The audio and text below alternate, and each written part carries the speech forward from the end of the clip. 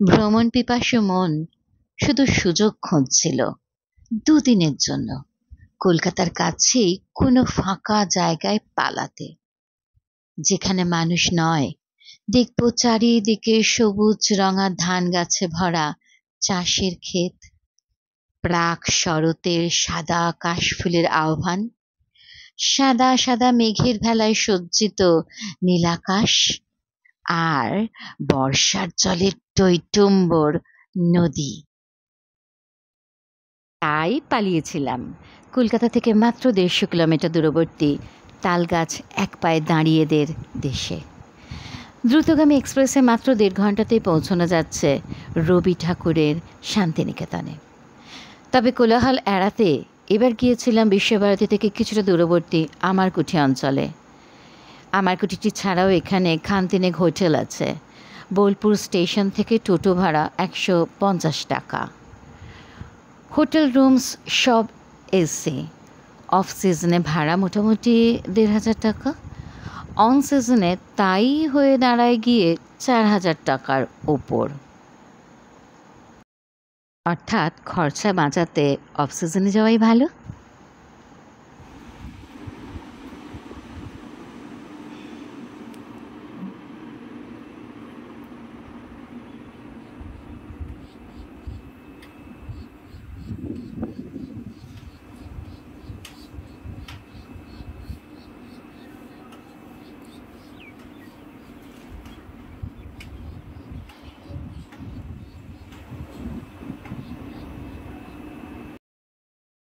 যেভাবে শান্তিনিকেতনে একের পর এক সবুজ ভ্যানিশড হয়ে ক্রমাগত বাড়িঘরের সংখ্যা বাড়ছে, তাতে মন খুঁজছিল চারিদিকে সবুজের লালিত্যে ভরা একটা নির্জন নিভৃত কয়েকদিনের আশ্রয় নেবার মতন স্থান। বল্লভপুর জঙ্গলের কাছে অবস্থিত হোটেল রুমটিতে দুদিকে দুটি বড় বড় জানালা। বর্ষার প্রকৃতিকে এত কাছে পেতেই তো এখানে থাকা। চোখের সামনে বিস্তৃত ধানের জমি, বাতাসের হিল্লোল, বকেদের বদমাইশি, ওই শুকর ছানাগুলোর সাথে অজস্র পাখিদের আওয়াজ আর পানকৌড়িদের অবাক জলপানের চেষ্টা। আর শীতের শীর্ণ কায়া ছোট্ট কোপাই নদীর নবযৌবনবতী চেহারা। খাওয়া দাওয়া হোটেলেই। মোটামুটি ১৭০ টাকার ভেজ থালিতে কাঁসারের থালা ও খান আষ্টে কাঁসার বাটিতে নানান পদ, পায়েস আর আলু পোস্তর আইটেমসগুলো তো রোজই থাকছে। ঘিয়ের বাটি পাশে বসানোই আছে। হজম শক্তি ভালো হলে পুরো ঘিয়ের বাটি নিজের পাতে ঢেলে ফাঁকা করে ফেললেও কেউ কিছু বলবে না। কুমোরপাড়ার গরুর গাড়ি, বোঝাই করা কলসি হাড়ি, ৩০০ বছরের পুরাতন বটগাছ। আগে অনেকবার বিশ্বভারতী বিশ্ববিদ্যালয় চত্বরে অবারিতভাবে ঘুরেছি। এখন সে সুযোগ বন্ধ হয়ে গেছে। তবুও প্রাণের টানে সীমানার বাইরে থেকেই সেসব সম্পদ আবার দেখতে ছুটলাম। বটগাছের ছাড়াও এখানে রয়েছে ছাতিমতলা সাঁওতাল পরিবারের মূর্তি আর এই উপাসনালয়। লোহা ও বেলজিয়ান রঙিন কাঁচে বানানো মূর্তিবিহীন এই উপাসনালয় এর সাদা মেঝেতে প্রথমবার দেখেছিলাম কাঁচ ভেদ করে আসা লাল সবুজ সূর্যালোকের আলপনা। আজ পর্যটকদের জন্য তা দেখার সুযোগ শুধুমাত্র প্রতি রবিবার কর্তৃপক্ষ আয়োজিত হেরিটেজ ওয়াকের মাধ্যমে ৩০০ টাকা গ্যাটের পয়সা খরচা করে, আর বিশেষ বিশেষ তিথিতে।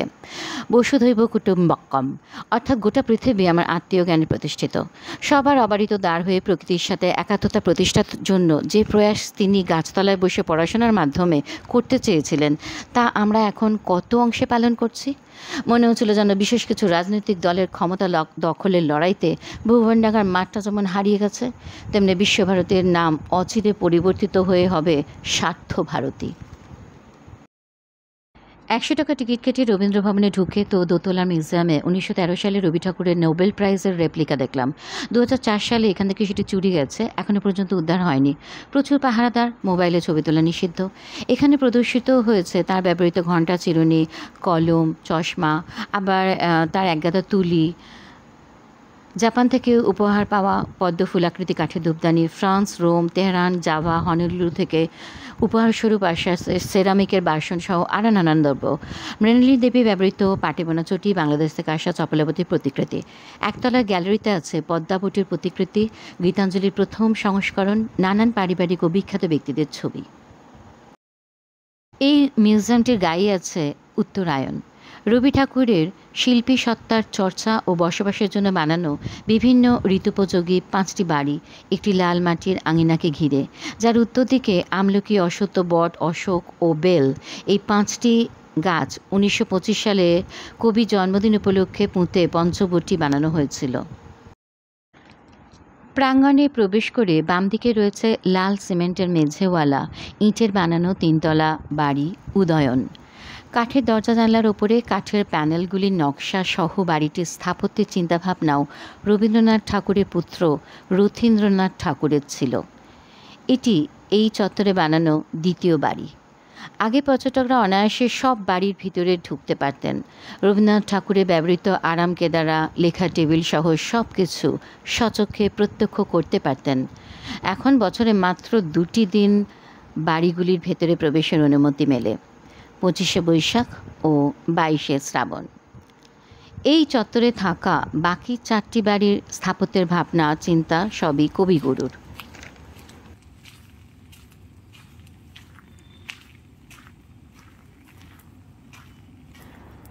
উদয়নের পাশেই আছে রবীন্দ্রনাথ ঠাকুরের ব্যবহৃত হাম্বার সেডান গাড়িটি। পুত্র রথীন্দ্রনাথ পিতাকে এটি কিনে দিয়েছিলেন। এই গাড়িতে রবীন্দ্রনাথ ঠাকুর ছাড়াও চড়েছেন গান্ধীজি, নেতাজি সুভাষচন্দ্র বসু এবং জওহরলাল নেহরু। কোণার্ক, এটি এই চত্বরে প্রথম বানানো বাড়ি 1919 সালে। 14টি আলাদা আলাদা ছাদের ঘর সমন্বিত। বারান্দাতেই আছে পুরোপুরি লোহায় নির্মিত রবি ঠাকুরের প্রিন্টিং মেশিনটি। ছাত্রছাত্রীদের নিয়ে তিনি এখানে বিভিন্ন অনুষ্ঠানে রিহার্সাল দিতেন। নৃত্যনাট্য, নটির পূজা প্রথম প্রদর্শিত হয় এখানেই। 1935 সালে সাঁওতাল কারিগরদের হাতে সম্পূর্ণ দেশীয় স্থাপত্য রীতিতে বানানো মাটির বাড়ি শ্যামলী। প্রবেশদ্বারের দুপাশে সাঁওতাল নারী পুরুষের মূর্তি। 1940-এ গান্ধীজির শপথ নিয়ে এখানেই এসেছিলেন। 1936-এ বানানো পুনশ্চটিও ছিল মূলত রিহার্সাল রুম। আর 1939-এ নির্মিত উদীচীর সৃষ্টি হয়েছিল উন্মুক্ত আকাশ দেখে লেখালেখির সুবিধার জন্য রবি ঠাকুরেরই ইচ্ছানুসারে 4টে থামের ওপরে একটিমাত্র ঘর সমন্বিত করে। বিভিন্ন ঋতুকে ভালোভাবে উপভোগ করার জন্য বিভিন্ন বাড়িতে বাস করার ইচ্ছেটা কতটা রোম্যান্টিক ছিল, তাই না? এবার যাব প্রায় 26 বিঘা জমির ওপরে গড়ে তোলা সৃজনী শিল্পগ্রাম। টিকিট মূল্য 30 টাকা। মোরাম বিছানো রাস্তার দুপাশে বিশ্বভারতীর কলাকেন্দ্রের ছাত্রছাত্রীদের হাতে গড়া নানান সৃষ্টি, তালপাতার পাখা, পোড়ামাটির সামগ্রী, বাতিল জিনিসপত্র দিয়ে বানানো বিভিন্ন মুখোশ। এছাড়াও রয়েছে বিভিন্ন কুটির। শুধুমাত্র পুতুলদের জন্যই একটি ঘর। বড় বড় ছৌ নাচের মুখোশ টাঙানো সেই ঘরের দেওয়ালময়। এইখানে মূলত আছে বিভিন্ন রাজ্যের হস্তশিল্পের নমুনা। ত্রিপুরা, উড়িষ্যা, ঝাড়খণ্ড, অসম, নাগাল্যান্ড, মণিপুর এই কিছু অঙ্গরাজ্য ছাড়াও আছে কেন্দ্রশাসিত রাজ্য আন্দামান ও নিকোবর দ্বীপপুঞ্জের শিল্প সামগ্রী, তাদের ব্যবহৃত অস্ত্রের প্রতিকৃতি। এছাড়াও বিভিন্ন ঘরগুলোই সাজানো আছে টেরাকোটা, বেত, বাঁশ, পিতল, কাঁসার, কাঠ এসবে বানানো নানান গৃহস্থালী সামগ্রীও আছে। অসমের কুটিরে একটি আস্ত কাঠের ছোট্ট তাঁত বোনার যন্ত্র।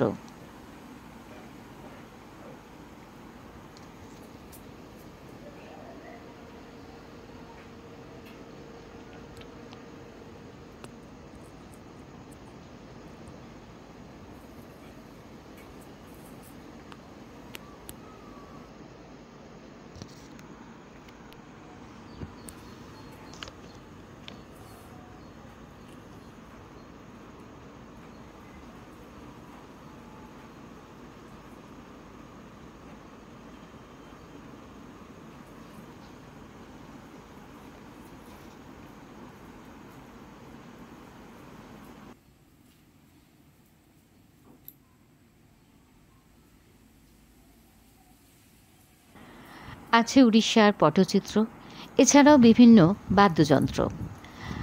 আন্দামান নিকোবরের ঘরটি আসলের মতোই মাচার ওপরে এবং উঠতে হয় কাঠের সিঁড়ি বেয়ে দোতলায়। দোতলার মেঝে বাঁশে বানানো।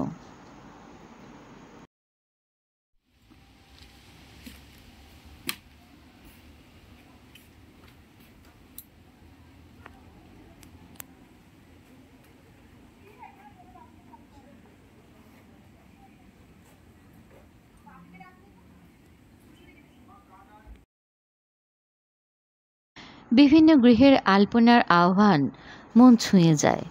কত সিম্পল অথচ কত সুন্দর। কিছু পাহারাদার থাকলেও ঘরগুলি আরও একটু পরিষ্কার পরিচ্ছন্ন থাকলে ভালো লাগতো। এক একটা শিল্পঘরে ঢুকছি আর কানে ভেসে আসছে কখনো বাঁশির আওয়াজ, কখনো মাদলের গম্ভীর আওয়াজ।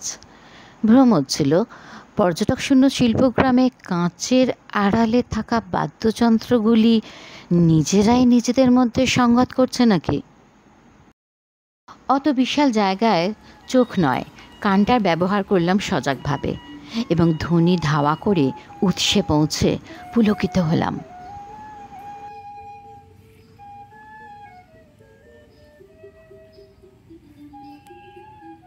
বিভিন্ন দেশ বিদেশে নিমন্ত্রিত হয়ে যাওয়া বিভিন্ন শিল্পীরা এখানে সাধারণ মানুষের মতন বসে তাদের বাদ্যযন্ত্র বাজাচ্ছেন।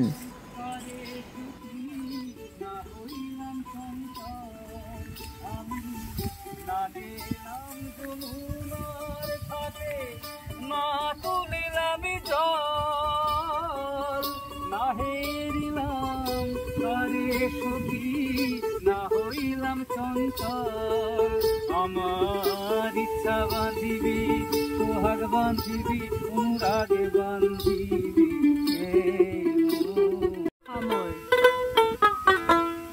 এটা যেটা এখন বাজাচ্ছে এটা হচ্ছে ভাওয়াইয়া দোতারা, এটা উত্তরবঙ্গের দোতারা। উত্তরবঙ্গের দোতারা। আর এটা হচ্ছে খমক, এটা অনেক কঠিন নাম আছে, এটাকে বলা হয় খমক, গাবগবি। আর আমাদের গুরুদেব রবীন্দ্রনাথ ঠাকুর একটা নাম রেখেছিলেন, সেই নামটি হচ্ছে আনন্দ লাহরি। আনন্দ লাহরি, এটা কোন জেলার? আনন্দ এটা আমাদের বীরভূমে। বীরভূমে, আচ্ছা। আর ম্যান্ডোলিন? ম্যান্ডোলিন তো এটা তো ম্যান্ডোলিন তো বিদেশি যন্ত্র। বিদেশি যন্ত্র। এটা আমাদের আদি ফোক একতারা। ইনস্ট্রুমেন্ট। একতারা কি একটাই হয়, মানে আর কোনো ভেরিয়েশন নেই? না। আর এটা হচ্ছে সুরের উপর একটার উপরে এত কিছু সুর বেরোয় একটা তার দিয়ে, ভারী অদ্ভুত এটা। আর এটা হচ্ছে মাদল। ও আচ্ছা, মাদল। এটা হচ্ছে অনেক পুরনো ইনস্ট্রুমেন্ট, এটা হচ্ছে সাধারণত আদিবাসীরা ব্যবহার করে। হ্যাঁ, সেটা কিন্তু এটা এখন আমাদের ফোক গানে, ঝুমুর গানে এটা ব্যবহৃত হয়। একটু বাজান তো মাদলটা, একটু শুনি মাদলটা। এটার আওয়াজটা এত ভালো। যেমন এই ধরনের গানগুলো ব্যবহৃত হয়। যা যা লাল পাহাড়ের দেশে যা, রাঙা মাটির দেশে যা, এটাকে তোকে মানাইছে নাই রে, একেবারে মানাইছে নাই রে। যা যা লাল পাহাড়ের দেশে যা, রাঙা মাটির দেশে যা, এটাকে তোকে মানাইছে নাই রে, একেবারে মানাইছে নাই রে। লাল পাহাড়ি দেশে যাবি, লাল পাহাড়ি দেশে যাবি, হারি আর মাদল পাবি। লাল পাহাড়ি দেশে যাবি, হারি আর মাদল পাবি, রে মরদের আদর পাবি রে, তোকে একেবারে মানাইছে নাই রে। যা যা লাল পাহাড়ি দেশে যা, রাঙা মাটির দেশে যা, মানাইছে নাই রে, একেবারে মানাইছে নাই রে, একেবারে মানাইছে নাই রে, একেবারে মানাইছে নাই রে। দারুণ দারুণ দারুণ। এই হচ্ছে গ্রাম, মানে সোনাঝুরি জঙ্গলের কাছেই আদিবাসীদের এই গ্রাম।